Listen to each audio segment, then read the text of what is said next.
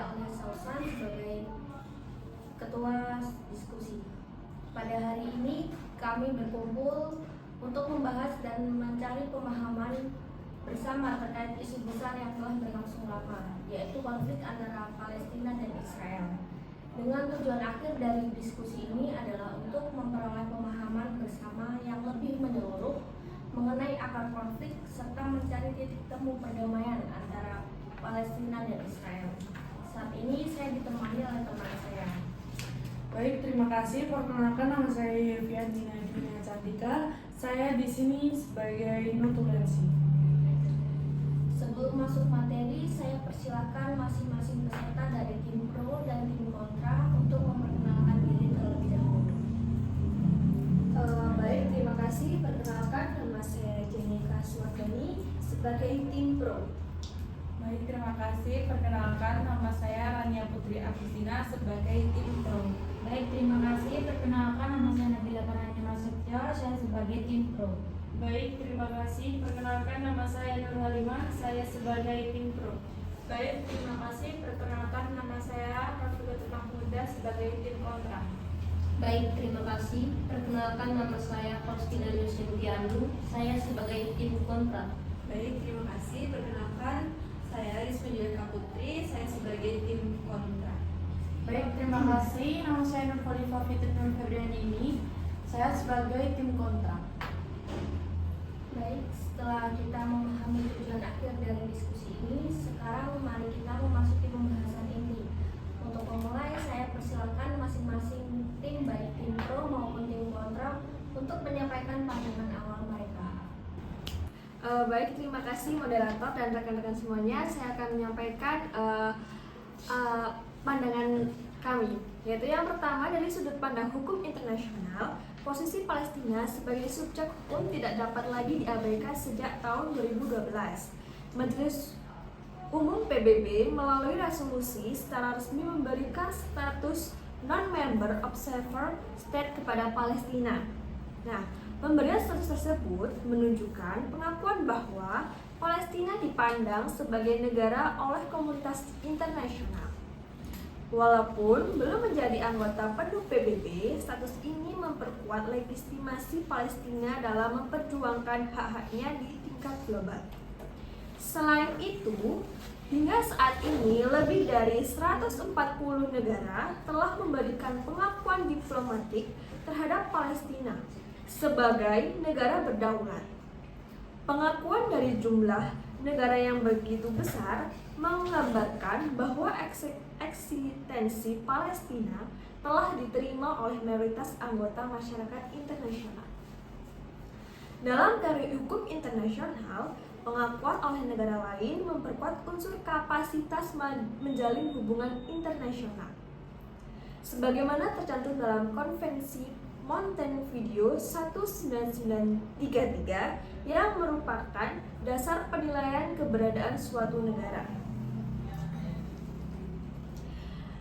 Dalam konteks hukum perjanjian internasional, Palestina juga telah meratifikasi berbagai instrumen hukum penting yang menunjukkan bahwa ia menjalankan fungsi dan kewajiban sebagai negaranya.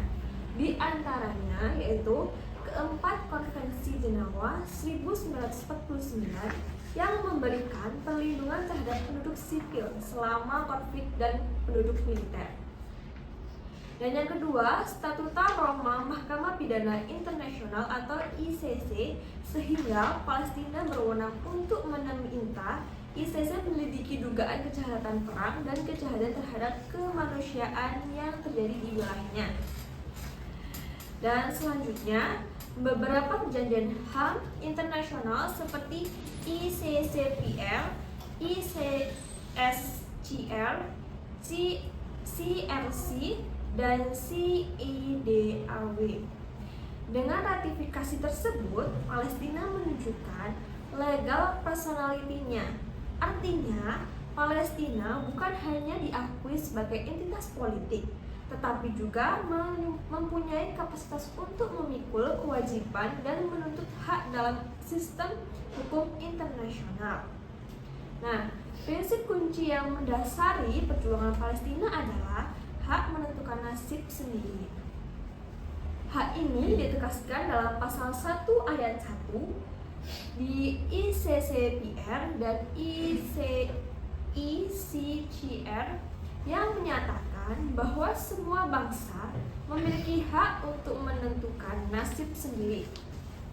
Berdasarkan hak ini, mereka bebas menentukan status politiknya dan bebas mengejar pembangunan ekonomi, sosial, dan budaya mereka. Dengan demikian, bangsa Palestina berhak penuh menentukan masa depannya, termasuk hak untuk membentuk negara merdeka tanpa intervensi kekuatan asing. Nah, konflik hari ini berakar dari kependudukan Israel atas wilayah Palestina sejak Perang 1967, termasuk Gaza, tepi barat, dan Yerusalem Timur. Penduduk tersebut telah berulang kali dinyatakan melanggar hukum internasional karena pasal 49 Konvensi Jenewa 9 melarang negara penduduknya memindahkan penduduknya ke wilayah yang diduduki. Namun, Israel terus mengembangkan permukiman ilegal di tepi barat. Izin membacakan kembali, pasal 49 Konvensi Jenewa 4 melarang negara pendudukan memindahkan pendudukan ke wilayah yang diduduki. Namun, Israel mengembangkan pemukiman ilegal di tepi barat. Dan kemudian, larangan aneksasi wilayah dengan kekerasan merupakan prinsip jus conges dalam hukum internasional. Aneksasi Yerusalem Timur dinilai tidak sah oleh Dewan Keamanan PBB. Nah, berbagai resolusi PBB seperti resolusi 242, 1967, 338, 1973, dan 2334 2016 menganggap bahwa penduduk dan pembangunan pemukiman Israel adalah ilegal. Nah, karena itu, secara hukum internasional, perjuangan Palestina bukan semata-mata konflik politik, tetapi merupakan upaya untuk mengakhiri pendudukan yang bertentangan dengan hukum humaniter internasional. Nah, Palestina memiliki dasar legal, moral, dan historis untuk menuntut kemerdekaan dan perlindungan dari komunitas internasional. Dengan demikian, argumen pro-Palestina menegaskan bahwa Palestina memenuhi syarat sebagai negara, memiliki kedudukan hukum yang sah, dan memiliki hak yang dilindungi hukum internasional. Penduduk Israel justru melanggar norma internasional, sehingga tuntutan Palestina untuk merdeka dan berdaulat berada pada posisi hukum yang kuat. Baik, terima kasih. Akan dilanjutkan oleh saudara. Baik, terima kasih waktunya. Penambahan dari saya, pendudukan itu memunculkan pemukiman ilegal. Pasal 49 Konvensi Jenewa 4 melarang suatu negara memindahkan penduduk sipil ke wilayah yang didudukinya. Namun, Israel secara aktif membangun permukiman di tepi barat dan Yerusalem Timur. Inilah sumber permanen konflik. Palestina tidak pernah mendapatkan ruang berdaulat.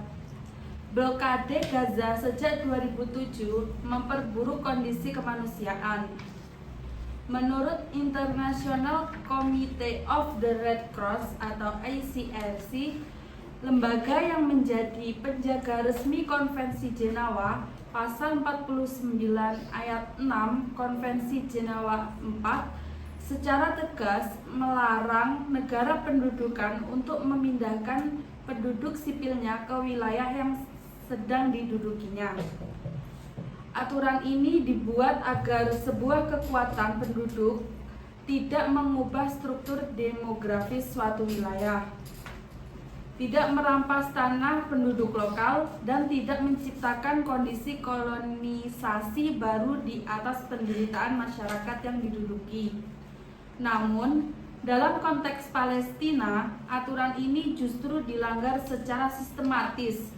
Israel sejak 1967 terus membangun, memperluas, dan mempertahankan pemukiman di tepi barat serta Yerusalem Timur. Pemukiman ini bukan hanya berupa rumah, tetapi juga infrastruktur besar seperti jalan khusus untuk pemukim, pos-pos militer, tembok pemisah, serta fasilitas layanan yang terintegrasi dengan Israel. Semua itu membuat ruang hidup masyarakat Palestina terpecah menjadi kantong-kantong kecil, diisolasi dari satu sama lain, dan semakin sulit untuk membangun fondasi negara yang utuh. Konsekuensi keberadaan pemukiman ilegal ini sangat besar. Tanah-tanah milik warga Palestina banyak yang disita. Akses mereka ke lahan pertanian dipersempit, mobilitas dibatasi dengan checkpoint, dan wilayah tepi barat berubah menjadi area yang tidak memiliki kontinuitas teritorial. Semua kondisi ini menghambat Palestina untuk memiliki wilayah berdaulat yang layak. Ditambah lagi, blokade Gaza sejak 2007 membuat situasi kemanusiaan semakin parah. Akses makanan, obat-obatan, listrik, air bersih, dan bantuan kemanusiaan menjadi sangat terbatas. Dengan kombinasi pendudukan, blokade, dan perluasan pemukiman, masyarakat Palestina hidup dalam sistem yang membuat mereka hampir mustahil mencapai kedaulatan penuh. Inilah sebabnya persoalan pemukiman ilegal selalu disebut sebagai sumber konflik permanen. Ia bukan hanya pelanggaran hukum internasional, tetapi juga menciptakan realitas sehari-hari yang menghancurkan kehidupan, ruang gerak, dan masa depan rakyat Palestina. Pada akhirnya, pelanggaran terhadap pasal 49 bukan sekedar teori hukum, tetapi tampak langsung dan dalam wajah pendudukan yang berlangsung lebih dari setengah abad. Terima kasih. Baik, saya akan melanjutkan dari rekan saya. Konflik pada Oktober sampai November 2023 tidak muncul secara tiba-tiba, tetapi merupakan respon terhadap tekanan struktural yang sudah lama dialami warga Palestina, termasuk blokade, pembatasan ruang hidup, dan situasi politik yang terus menegang. Kondisi ini menciptakan ketidakstabilan yang menjadi latar belakang meningkatnya eskalasi tindakan Hamas yang secara langsung menargetkan warga sipil tetap merupakan pelanggaran serius terhadap hukum perang dan tidak dapat dibenarkan. Serangan semacam itu jelas melanggar prinsip distinction yang mewajibkan pihak bertikai membedakan antara sasaran sipil dan militer. Namun respon Israel juga menghadirkan persoalan besar, pengeboman di wilayah padat pendudukan, serangan terhadap rumah sakit, fasilitas umum, dan infrastruktur sipil menimbulkan korban sipil dalam jumlah besar. Tindakan tersebut dinilai tidak proporsional dibandingkan tujuan militer yang diklaim. Dalam hukum humaniter internasional, prinsip proporsionalitas dan distinction harus dipatuhi oleh semua pihak. Konflik 2023 menunjukkan bahwa kedua prinsip ini banyak diabaikan sehingga menimbulkan dampak kemanusiaan yang sangat luas. Baik, saya akan melanjutkan penjelasan dari rekan saya. Secara keseluruhan, dapat ditegaskan bahwa Palestina adalah subjek hukum internasional yang diakui keberadaannya oleh banyak negara dan lembaga internasional. Pengakuan ini menunjukkan bahwa Palestina memiliki kedudukan yang sah dalam masyarakat internasional, termasuk hak untuk menjalankan fungsi-fungsi kenegaraan, menjalin hubungan diplomatik, serta memperoleh perlindungan berdasarkan norma-norma hukum internasional. Selain itu, rakyat Palestina memiliki hak melekat untuk mendirikan negara yang merdeka dan berdaulat, sebagaimana dijamin oleh prinsip right to self-determination atau hak menentukan nasib sendiri. Prinsip ini merupakan salah satu norma paling fundamental dalam hukum internasional modern dan diakui dalam Piagam PBB, Deklarasi HAM PBB, serta berbagai resolusi Majelis Umum dan Dewan Keamanan PBB.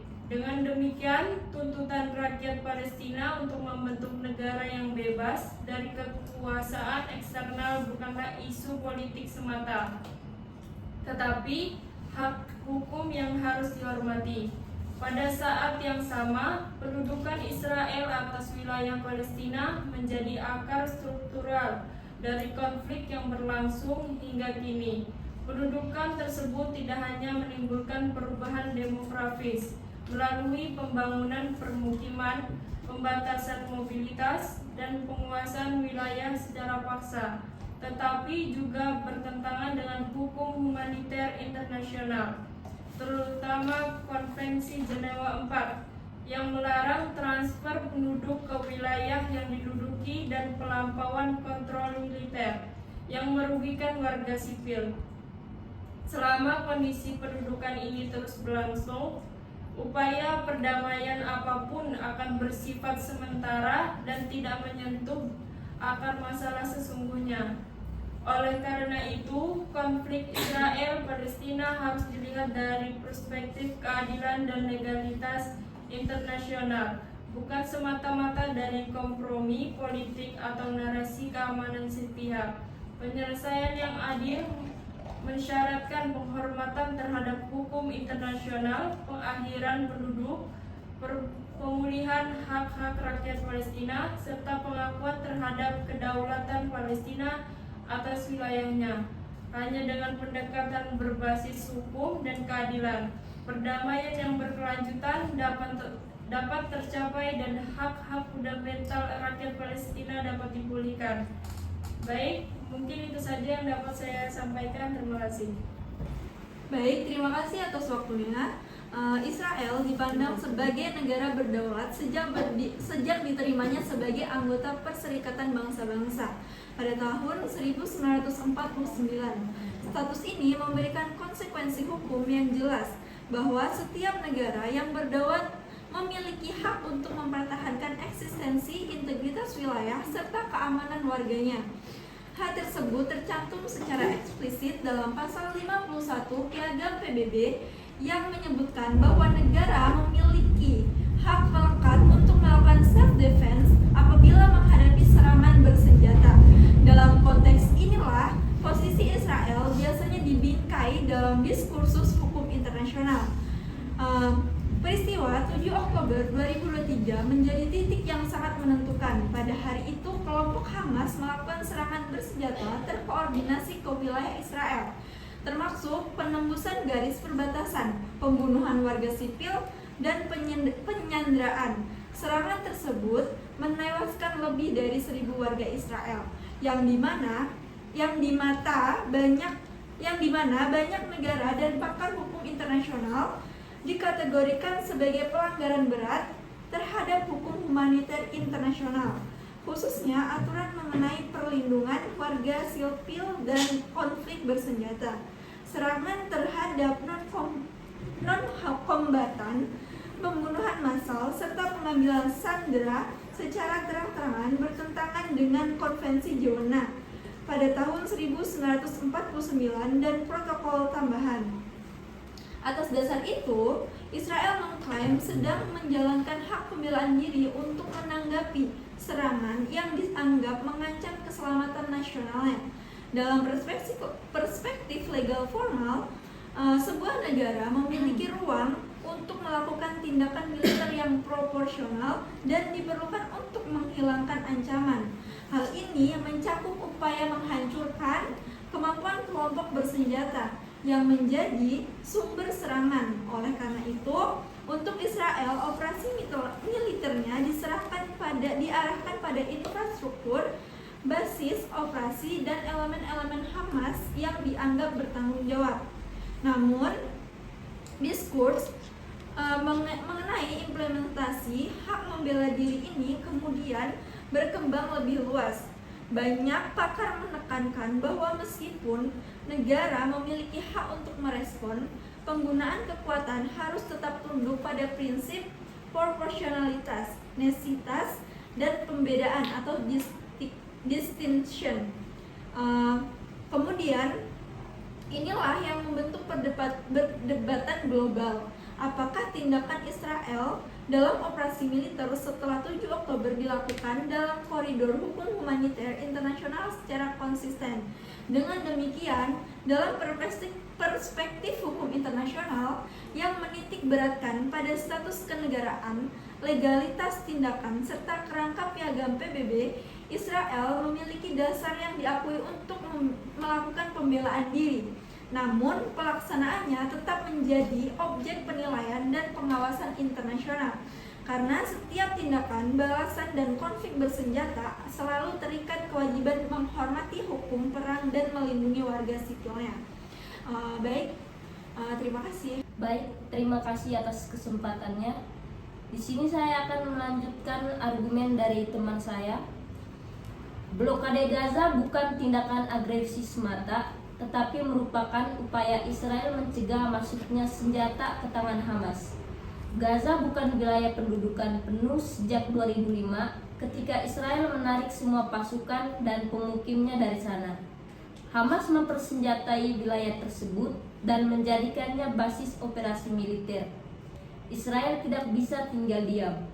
Selain itu, Israel menilai bahwa setiap kali terjadi eskalasi, serangan roket dari Gaza selalu diluncurkan dari area padat penduduk, membuat warga sipil dijadikan tameng manusia. Dalam sudut pandang Israel, kondisi ini membuat operasi militer maupun kebijakan pembatasan menjadi langkah keamanan yang tak terhindarkan. Israel juga berpendapat bahwa Hamas sering mengalihkan bantuan internasional untuk kepentingan militer, bukan kemanusiaan. Karena itu, blokade dianggap sebagai bentuk kontrol keamanan yang perlu diperlukan, bukan bentuk agresi atau penduduk baru.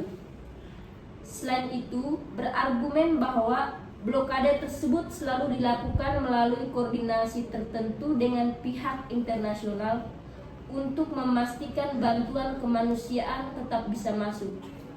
Israel menekankan bahwa pembatasan hanya diperlakukan pada barang yang berpotensi digunakan untuk memproduksi senjata seperti bahan kimia, logam, atau alat elektronik tertentu.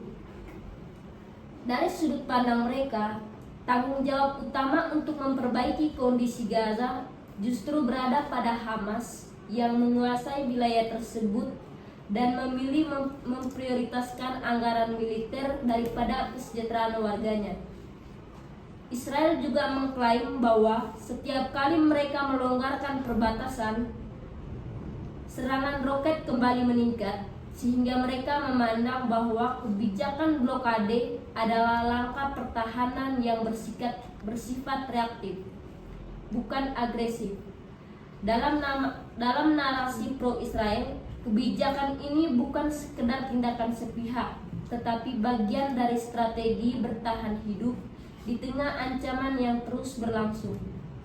Baik, saya akan melanjutkan argumen dari teman saya. Kita harus mengakui dengan jujur bahwa Palestina sampai saat ini belum sepenuhnya memenuhi semua kriteria yang ditetapkan dalam Konvensi Montevideo 1933 untuk dianggap sebagai sebuah negara berdaulat. Salah satu syarat utama konvensi tersebut adalah memiliki pemerintahan yang tunggal, efektif, dan mampu menjalankan fungsi-fungsi negara secara konsisten di seluruh wilayahnya. Namun, realitas di Palestina saat ini sangat berbeda. Wilayahnya terbagi secara administratif dan politik. Tepi barat berada di bawah kendali otoritas Palestina, sementara Gaza secara terpisah dikuasai oleh Hamas dan status Yerusalem tetap menjadi wilayah sengketa yang belum disepakati secara internasional. Situasi ini menunjukkan bahwa Palestina tidak memiliki pemerintahan tunggal yang mampu mengatur seluruh wilayahnya dengan stabil dan efektif. Ketidakstabilan pemerintahan ini berdampak pada kemampuan Palestina untuk menegakkan hukum, menjaga keamanan, dan menjalankan administrasi pemerintahan secara menyeluruh. Dengan kondisi seperti ini, muncul pertanyaan mendasar, bagaimana mungkin sebuah wilayah dapat disebut sebagai negara berdaulat jika pemerintahan di wilayahnya sendiri tidak stabil dan terpecah? Oleh karena itu, meskipun ada pengakuan dari beberapa negara dan organisasi internasional, status Palestina sebagai negara berdaulat masih menjadi perdebatan. Ketiadaan pemerintah tunggal yang efektif menjadi hambatan utama bagi Palestina untuk diakui sepenuhnya sebagai negara dalam hukum internasional. Dalam hal ini menjadi salah satu alasan mengapa Israel dan beberapa negara lainnya mempertanyakan legitimasi kenegaraan Palestina secara penuh. Baik, terima kasih. Baik, terima kasih sebelumnya. Saya akan melanjutkan penjelasan dari rekan saya sebelumnya. Di sini saya ingin memperjelas bagaimana Israel memandang operasi militernya dari sisi hukum internasional dan alasannya di taktis di lapangan. Nah, secara sudut pandang Israel, seluruh operasi militernya memiliki dasar legal dan tidak pernah secara sengaja diarahkan kepada warga sipil. Fokus utama Israel selalu pada fasilitas militer Hamas seperti jaringan terowongan, gudang persenjataan, hingga lokasi peluncuran roket. Objek-objek seperti ini termasuk dalam legitimate military menurut hukum humaniter internasional sehingga sah untuk dijadikan sasaran. Israel kemudian menekankan bahwa tingginya korban sipil tidak muncul karena mereka ingin menyerang penduduk sekitar, melainkan karena Hamas menetapkan struktur militernya di tengah permukiman yang padat. Terowongan di bagian bawah rumah-rumah warga, roket diluncurkan dari sekitar rumah sakit, dan beberapa pusat komando berasal di dekat sekolah. Taktik ini dikenal sebagai human slide dan secara tegas dilarang oleh pasal 51 edition protokol 1 karena mencampuri kombatan dengan warga sipil. Dari perspektif Israel ini, penyebab utamanya adalah munculnya korban sipil. Israel menilai ini merupakan konsekuensi yang tak terhindarkan dari strategis Hamas yang menjalankan lingkungan sipil sebagai perlindungan, bukan akibat dari niat Israel menargetkan warga. Dengan demikian, Israel memandang langkah militernya bukan sebagai tindakan agresi, namun sebagai upaya mempertahankan diri berdasarkan kebutuhan keamanan negara dan legalitas internasional. Setelah penyampaian awal dari kedua tim, kita akan memasuki pada pembahasan isu pertama, yaitu mengenai status Palestina dalam perspektif hukum internasional. Kita masuk ke sesi dialog terbuka antara kedua kubu. Untuk isu pertama, pertanyaan saya, apakah Palestina memenuhi unsur sebagai negara? Baik, terima kasih moderator. Izin menjawab untuk apakah Palestina memenuhi unsur sebagai negara. Baik, terima kasih. Untuk menentukan apakah Palestina memenuhi unsur sebagai negara, kita merujuk pada Konvensi Montevideo 1933 yang mensyaratkan 4 elemen, yaitu yang pertama, wilayah, penduduk, pemerintah, dan kemampuan menjalin hubungan internasional. Nah, yang pemaparan yang pertama yaitu mengenai wilayah. Palestina memiliki wilayah yang secara konsisten diakui komunitas internasional, yaitu tepi barat, Gaza, dan Yerusalem Timur. Meskipun wilayah tersebut sebagai diduduki Israel, hukum internasional menegaskan bahwa pendudukan tidak menghapus hak kepemilikan wilayah. Pendudukan hanya bersifat sementara dan tidak mengubah status hukum wilayah tersebut. Bahkan, Dewan Keamanan PBB melalui resolusi 242 dan 2334 menyatakan bahwa Israel tidak memiliki kedaulatan sah atas wilayah Palestina. Artinya, unsur teritori tetap melekat pada Palestina. Dan pemaparan yang kedua mengenai penduduk, yaitu Palestina memiliki populasi permanen lebih dari 5 juta jiwa dengan identitas nasional, struktural, sosial, dan administrasi kependudukannya stabil. Kehadiran penduduk yang menetap merupakan ciri negara dan Palestina jelas memenuhi unsur ini. Dan pemaparannya ketiga mengenai pemerintahan. Benar bahwa Palestina memiliki dua administration, yaitu pemerintah Palestina dan mengelola tepi barat. Sedangkan Gaza berada di bawah administrasi Hamas. Namun, kondisi ini tidak menghilangkan status kenegaraan. Dalam praktik internasional, bahwa negara tetap dianggap sebagai negara meskipun mengalami pemerintahan ganda, perang saudara atau ketidakstabilan. Contohnya yaitu Korea pada masa Perang Korea, Jerman pada masa pembagian Berlin, Libya yang memiliki dua pemerintahan paralel, Somalia yang tetap diakui sebagai negara meski lama tidak memiliki pemerintahan efektif. Nah, intinya keberadaan konflik internal tidak membatalkan eksistensi negara, apalagi jika akar masalahnya adalah pendudukan asing seperti yang dialami Palestina. Selain itu, Palestina Authority atau PA tetap menjalankan fungsi pemerintahannya. Yang pertama, membentuk peraturan, memungut pajak, memiliki aparat keamanan, mengelola layanan publik, dan berpartisipasi dalam perjanjian internasional. Ini menunjukkan unsur government terpenuhi. Dan pemaparan yang keempat, kemampuan menjalin hubungan internasional. Nah, ini adalah bukti terkuat Palestina sebagai negara, yaitu Palestina diberi status non-member observer state oleh PBB pada 2012. Nah, diakui oleh lebih dari 140 negara dan kemudian menjadi anggota UNESCO, Interpol, dan berbagai badan internasional lainnya. Kemudian, meratifikasi Konvensi Jenewa 1949 dan meratifikasi status Roma ICC. Dan yang selanjutnya, yang terakhir, menjalin hubungan diplomatik dengan banyak negara dan organisasi internasional. Nah, fakta bahwa Palestina bisa meratifikasi perjanjian multilateral menunjukkan bahwa Palestina diakui memiliki legal personality sebagai negara. Entitas yang tidak dianggap negara tidak bisa meratifikasi konvensi internasional atau diterima sebagai anggota lembaga-lembaga tersebut.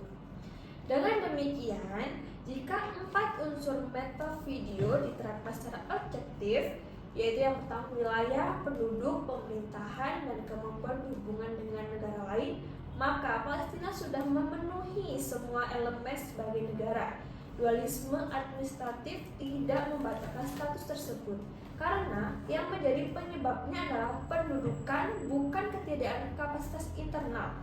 Kesimpulannya, dari sudut pandang hukum internasional, Palestina sah untuk disebut sebagai suatu negara, baik secara unsur faktual maupun pengakuan internasional. Terima kasih. Baik, apakah ada sanggahan dari tim?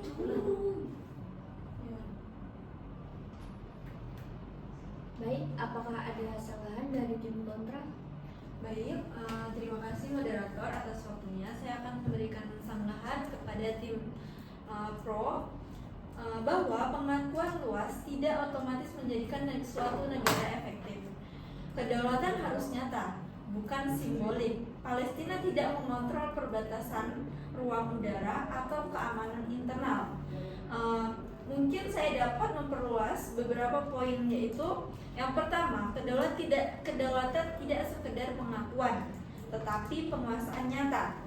Meskipun lebih dari 130 negara mengakui Palestina sebagai negara, realitas di lapangan menunjukkan bahwa kedaulatan Palestina bersifat sangat terbatas. Salah satu indikator utama kedaulatan adalah kontrol efektif terhadap wilayah dan fakta empiris pada perbatasan Palestina, baik di Gaza maupun tepi barat, tidak berada di bawah kendali penuh Palestina. Selanjutnya yang kedua, yaitu ada pemerintahan Palestina tidak bersifat terpusat. Untuk diakui sebagai negara yang efektif, sebuah entitas harus memiliki pemerintahan yang stabil dan mampu menjalankan otoritas secara konsisten. Pada saat ini, Palestina sedang menghadapi dualisme pemerintahan. Pemerintahan Otoritas Palestina atau PA berkuasa di tepi barat, sementara Hamas menguasai Gaza sejak 2007. Tidak ada struktur politik tunggal yang mengontrol kedua wilayah tersebut. Ketidakmampuan mengelola sistem hukum dan penegakan keamanan secara menyeluruh karena intervensi eksternal dan friksi internal. Fragmentasi ini menjadi salah satu alasan utama mengapa Palestina belum standar effective government dalam hukum internasional. Yang ketiga yaitu ada ketergantungan ekonomi dan administratif. Entitas yang disebut sebagai negara seharusnya memiliki kapasitas mengelola urusan internasional secara relatif mandiri. Namun dalam realitasnya, pendapatan dan administrasi fiskal Palestina sangat bergantung pada Israel, termasuk kontrol pajak dan impor. Bantuan internasional menjadi sumber utama anggaran operasi pemerintahan. Banyak layanan publik dan mobilitas penduduk hanya mungkin dilakukan melalui izin yang dikendalikan oleh Israel. Hal ini menunjukkan bahwa Palestina masih belum memiliki kapasitas mandiri sebagaimana syarat kenegaraan modern. Yang keempat yaitu ada kemampuan menjalin hubungan internasional tidak setara dengan kedaulatan penuh, yang mana walaupun Palestina diterima sebagai non-member observer state di PBB dan melakukan hubungan diplomatik secara terbatas, status ini tidak identik dengan kedaulatan penuh. Banyak negara mendukung Palestina lebih karena pertimbangan politik dan solidaritas regional, bukan karena Palestina memenuhi seluruh unsur objektif negara menurut hukum internasional. Yang kelima yaitu ada status hukum Palestina masih diperdebatkan di level internasional, yang mana beberapa badan hukum dan akademisi internasional menyatakan bahwa Palestina masih berada dalam kategori entitas terokupasi dengan otonomi terbatas. Status ini berbeda dari negara yang merdeka sepenuhnya. Selama pendudukan dan kontrol eksternal berlangsung, klaim kedaulatan Palestina tetap dianggap tidak lengkap. Mungkin saya dapat menarik kesimpulan dari sanggahan saya bahwa pengakuan luas berarti Palestina adalah negara penuh, sedangkan tidak dapat diterima secara hukum. Kenyataan di lapangan memperlihatkan bahwa kedaulatan belum efektif, pemerintahan tidak terpusat, kontrol terhadap wilayah serta sangat terbatas, dan kemampuan menjalankan fungsi negara secara mandiri masih jauh dari standar. Pengakuan politik bersifat penting, tetapi tanpa kontrol teritorial dan pemerintahan efektif, suatu entitas belum dapat dianggap sebagai negara yang berdaulat sepenuhnya menurut hukum internasional. Baik, terima kasih. Apakah ada tambahan dari tim pro? Baik, tambahan lagi, jadi akan sulit berdaulat kalau wilayah Anda diduduki dan dikendalikan pihak lain. Israel tidak bisa menjadikan kondisi penduduk sebagai alasan menolak kedaulatan Palestina.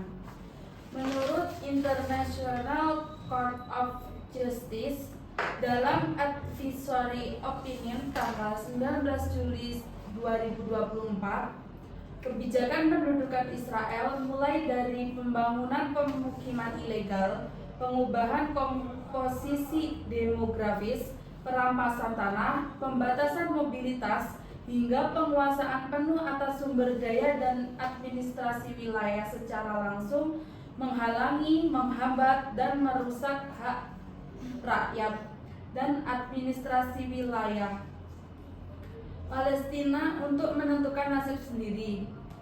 Penegasan ICJ ini sangat penting karena menunjukkan bahwa ketidakmampuan Palestina untuk berfungsi sebagai negara bukanlah karena mereka tidak siap atau tidak memenuhi syarat, melainkan karena struktur pendudukan membuat mereka tidak memiliki ruang untuk membangun kapasitas kenegaraan. Dalam kenyataannya, Israel mengendalikan hampir seluruh aspek kehidupan Palestina. Perbatasan, ruang udara, keamanan, izin pembangunan, distribusi air, jalur ekonomi, dan bahkan pergerakan antar kota. Ketika suatu wilayah berada dalam kontrol sedemikian ketat, mustahil bagi mereka untuk membangun institusi pemerintahan, ekonomi yang mandiri, dan sistem sosial yang stabil. Semua hal yang penting bagi tegaknya sebuah negara. Karena itu, ICJ menegaskan bahwa Israel tidak dapat menggunakan kondisi pendudukan yang ia ciptakan sendiri sebagai alasan untuk menolak kedaulatan Palestina. Pendudukan bukanlah justifikasi untuk mencegah kemerdekaan. Justru pendudukan itulah yang menjadi akar hambatan.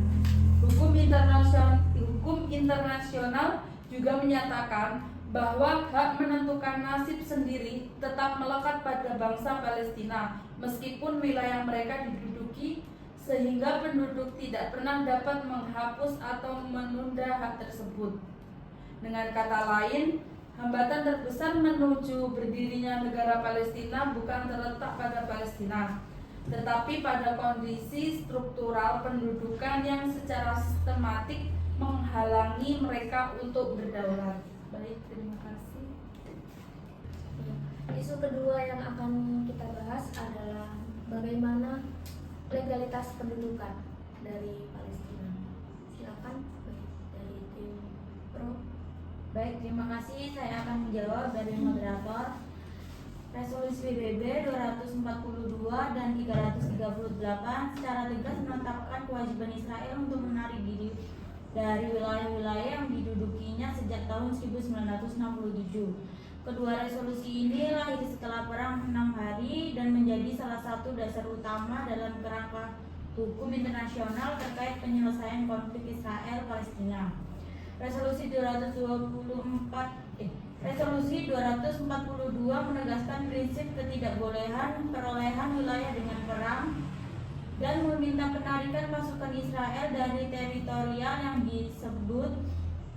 yang direbut serta menghormati kedaulatan dan integritas wilayah semua negara di kawasan. Resolusi 338 kemudian memperkuatnya dengan mendesak implementasi segera resolusi 242 dan menyerukan gencatan senjata serta negosiasi damai yang mengikat kedua pihak. Dengan demikian, kedua resolusi tersebut menjadi landasan hukum yang terus dirujuk dalam diplomasi internasional, menunjukkan bahwa penduduk wilayah 1967 bukan hanya persoalan politik, tetapi juga pelanggaran terhadap norma hukum internasional yang telah disepakati secara global. Baik, terima kasih. Apakah ada feedback dari tim kontra? Baik, terima kasih atas kesempatannya. Di sini saya akan memberikan sanggahan dari tim Pro. Resolusi tersebut tidak memaksa penarikan total, melainkan withdrawal from territories, tidak spesifik bahwa seluruh wilayah harus dikembalikan. Dari perspektif Israel, frasa tersebut menunjukkan bahwa proses penarikan harus dikaitkan dengan kesempatan perdamaian akhir, bukan dilakukan secara sepihak. Israel menekankan bahwa batas yang aman adalah syarat utama, karena ancaman serangan dari kelompok bersenjata masih terus muncul. Selain itu, Israel memandang bahwa status wilayah tersebut masih bersifat sengketa hingga ada perjanjian final, sehingga penempatan militer sementara dianggap bukan pelanggaran, melainkan perlindungan diri yang sah. Israel juga menegaskan bahwa resolusi 242 dirancang setelah perang 6 hari ketika negara-negara Arab menyatakan penolakan total terhadap negosiasi. Oleh karena itu, Israel memandang bahwa resolusi tersebut tidak pernah dimaksudkan untuk memaksa mereka mundur sepenuhnya tanpa jaminan keamanan. Dalam interpretasi Israel, proses penarikan harus dilakukan secara bertahap dan bergantung pada kesiapan pihak Arab untuk mengakui eksistensi Israel dan berkomitmen pada perdamaian. Israel sering menunjukkan perjanjian damai dengan berkomitmen pada perdamaian. Israel sering menunjuk perjanjian damai dengan Mesir dan Yordania Sebagai contoh bahwa penarikan dapat dilakukan apabila ada perjanjian yang jelas dan mengikat. Mereka berpendapat bahwa tanpa kesepakatan final, mempertahankan kehadiran militer di berbagai area adalah hal yang sah, terutama untuk mencegah serangan lintas batas dari kelompok bersenjata. Bagi Israel, Resolusi 242 adalah dasar kompromi, bukan kewajiban sepihak yang harus dilaksanakan tanpa syarat. Terima kasih. Mungkin ada justifikasi dari Pinpro. Baik, terima kasih atas kesempatannya. Saya ingin menyanggah sebagai Pinpro. Tetapi Mahkamah Internasional 2024 dalam Advisory Opinion Tembok Pemisah menegaskan pendudukan itu ilegal. Pada tahun 2004, Mahkamah Internasional atau ICJ mengeluarkan Advisory Opinion yang menegaskan bahwa pembangunan tembok pemisah Israel di tepi barat adalah tindakan yang melanggar hukum internasional. ICJ menyimpulkan bahwa rute tembok tidak dibangun di perbatasan resmi Israel, tetapi masuk jauh ke dalam wilayah Palestina, sehingga mengakibatkan perampasan tanah, pemisahan desa, tergantungan akses warga terhadap sekolah, rumah sakit, ladang, serta fasilitas dasar lainnya. Kondisi ini menimbulkan pelanggaran serius terhadap hak-hak fundamental rakyat Palestina, termasuk hak bergerak, hak bekerja, hak mendapatkan layanan dasar, dan hak untuk hidup layak. Selain itu, melanggar prinsip-prinsip hak internasional.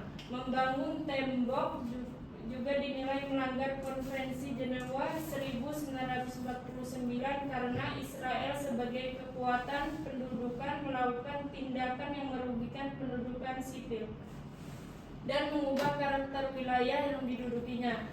ICJ secara tegas menyatakan bahwa pembangunan tembok dan kebijakan yang menyertai menghalangi hak rakyat Palestina untuk menentukan nasib sendiri. Isu selanjutnya adalah sengketa perbatasan antara Palestina dan Israel. Pertanyaan saya, menurut hukum internasional, garis perbatasan manakah yang seharusnya menjadi dasar legitimasi? Apakah Israel berhak mengklaim wilayah di luar perbatasan 1948? Dan bagaimana posisi Palestina terhadap soal ini? Baik, terima kasih moderator. Izin jawab dari tim Pro, yaitu jika mengacu pada hukum internasional, batas Palestina Israel yang sah adalah garis Green Line 1967 atau perbatasan pra-perang Juni 1967. Dasarnya sangat jelas, yaitu Resolusi DK PBB 242 1967 menuntut Israel withdraw from the territories in the conflict, yaitu yang kedua yaitu Resolusi 338 1973 menguatkan kembali hal ini. Israel tidak memiliki dasar hukum untuk mengklaim tepi barat, Gaza maupun Yerusalem Timur sebagai wilayahnya yang sah. Itu semua adalah wilayah yang diduduki menurut Mahkamah Internasional dalam Advisory Opinion 2004. Baik. Apakah ada justifikasi?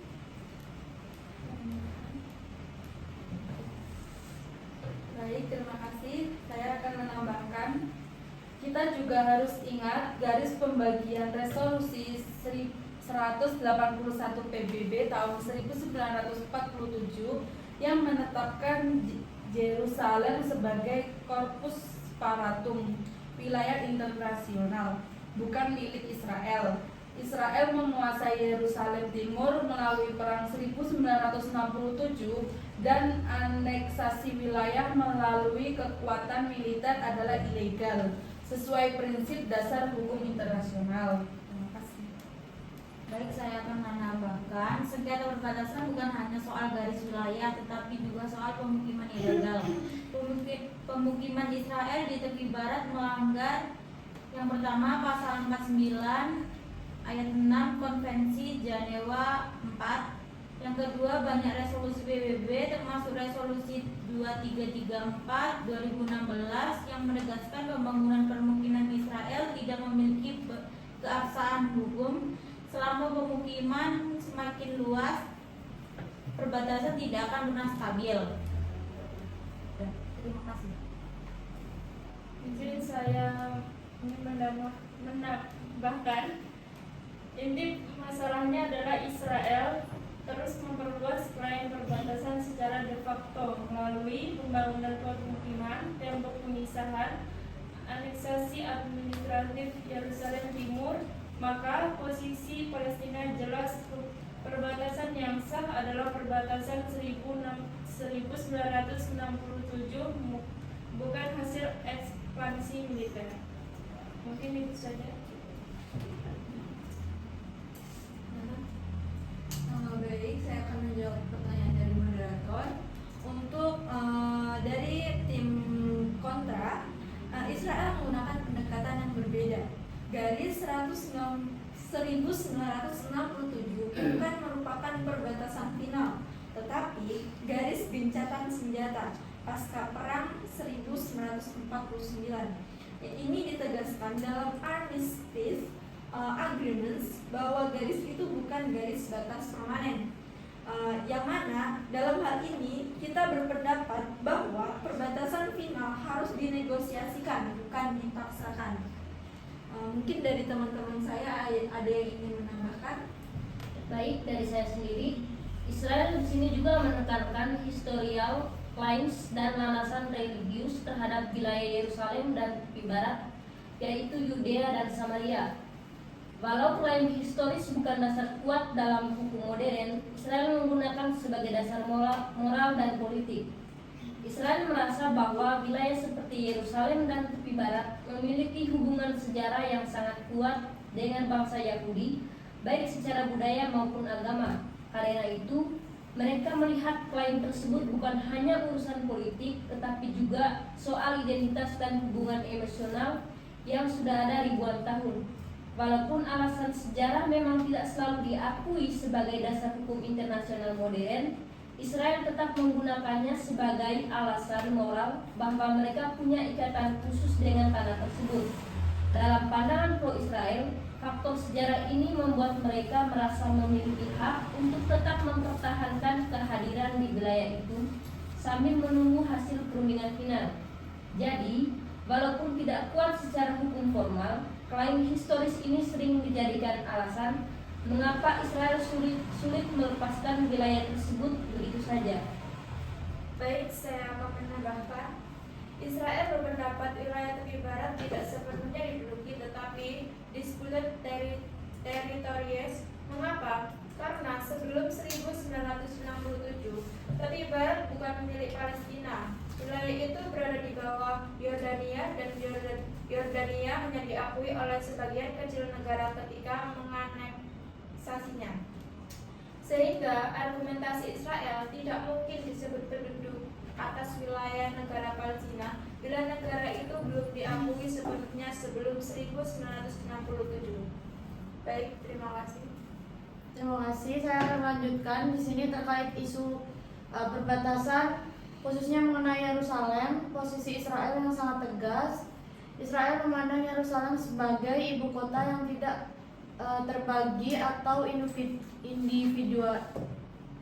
individual. Hal ini dituangkan dalam Jerusalem Law tahun 1980 yang menyatakan bahwa seluruh wilayah Yerusalem, baik bagaimana bagian barat maupun bagian timur, berada dalam kedaulatan Israel.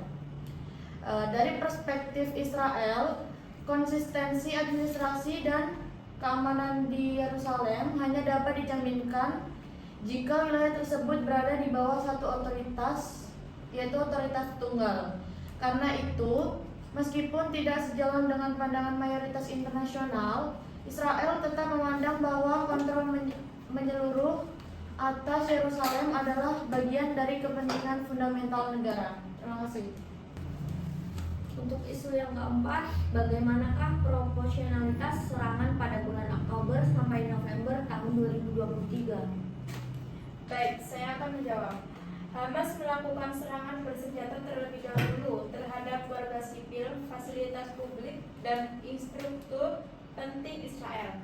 termasuk rumah, sekolah, rumah sakit, dan instansi energi yang menimbulkan ancaman serius terhadap keselamatan masyarakat serta stabilitas negara. Serangan ini tidak hanya menargetkan warga sipil, tapi juga menciptakan ketidaknyamanan secara luas, sehingga membahayakan kehidupan masyarakat secara keseluruhan. Baik, terima kasih. Baik, izin menyangga dari tim kontra, yaitu kalau respon tidak bisa berupa serangan tak terbatas, bahkan dalam perang sekalipun hukum humaniter internasional mengikat semua pihak. Ada batasannya, ada aturannya. Israel tidak bisa bersembunyi di balik alasan self-defense untuk melakukan serangan yang menghancurkan seluruh infrastruktur sipil Palestina, yaitu berupa rumah sakit, gereja, sekolah, dan pemadaman total listrik serta air. Baik, Izin menyangga, dalam isu proporsionalitas, Israel kembali menegaskan bahwa tidak ada bukti yang menunjukkan bahwa mereka secara sengaja menargetkan warga sipil. Dalam hukum humaniter internasional, penyelenggaraan terhadap penduduk sipil secara sengaja merupakan grave breach, sehingga setiap tuduhan harus disertai dengan bukti yang kuat dan bukan asumsi. Oleh karena itu, jika terdapat warga sipil yang menjadi korban, Israel mendapatkan bahwa hal tersebut merupakan konsekuensi dari praktik Hamas yang menggunakan lingkungan sipil sebagai tameng, bukan karena Israel menjadi warga sipil sebagai target serangan. Baik, terima kasih. Ini Yangga, apapun taktik Hamas dalam menjalankan operasi militernya, Israel sebagai pihak yang memiliki kapasitas militer jauh lebih besar tetap berkewajiban untuk mengutamakan perlindungan warga sipil. Kewajiban ini tidak bergantung pada perilaku pihak lawan, melainkan merupakan prinsip dasar dalam Kostamer internasional humanitarian law yang berlaku bagi semua negara. Baik, terima kasih.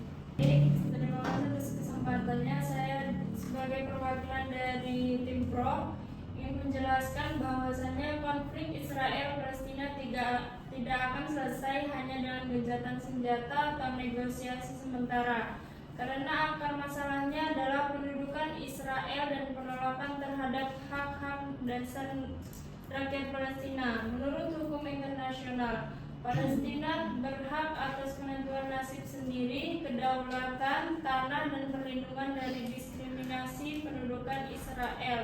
Telah dinyatakan ilegal oleh berbagai resolusi PBB dan Mahkamah Internasional, serta dianggap mengandung unsur apartheid oleh laporan HAM internasional.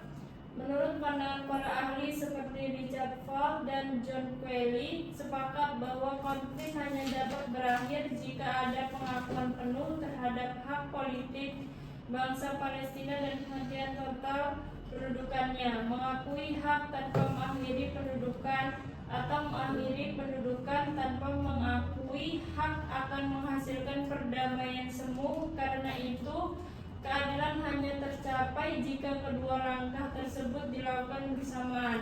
Dengan demikian, konflik hanya akan benar-benar selesai jika hak rakyat Palestina diakui dan pendudukan Israel diakhiri, karena hanya keadilan yang dapat menjadi dasar perdamaian yang berkelanjutan. Mungkin itu saja, terima kasih. Sebagai penutup dari tim kontra, saya menegaskan kembali bahwa setiap negara memiliki hak untuk hidup dalam keadaan aman dan bebas dari ancaman kekerasan. Dalam kerangka hukum internasional, prinsip self-defense sebagai diatur dalam pasal 51 Piagam PBB yang memberikan hak bagi negara untuk mengambil tindakan yang diperlukan demi melindungi warganya. Oleh karena itu, Israel memandang bahwa langkah-langkah yang diambil dan diarahkan untuk menghentikan ancaman yang berkelanjutan dan menjaga stabilitas keamanan nasional. Bagi Israel, keselamatan warga negaranya adalah prioritas utama yang harus dipenuhi sebagai bagian dari kewajiban negara tersebut. Baik, terima kasih. Baik, dengan berakhirnya pembahasan seluruh isu mulai dari status Palestina, legalitas kehidupan, dan sengketa perbatasan, serta proporsionalitas serangan pada bulan Oktober sampai November tahun 2023, maka diskusi kita pada hari ini resmi saya tutup. Terima kasih kepada seluruh peserta, baik tim pro maupun tim kontra, atas pandangan, argumentasi, serta sikap kritis yang telah disampaikan. Diskusi ini diharapkan tidak hanya memperluas pemahaman kita mengenai kompleksitas konflik Palestina dan Israel, tetapi juga menumbuhkan cara pandang kita yang lebih objektif, berimbang, dan berbasis hukum internasional. Semoga hasil diskusi ini dapat menjadi rujukan dan refleksi bersama dalam melihat isu kemanusiaan dan hubungan internasional secara bijak. Dengan demikian, saya selaku ketua diskusi menyampaikan terima kasih dan apresiasi sebesar-besarnya. Wassalamualaikum warahmatullahi wabarakatuh.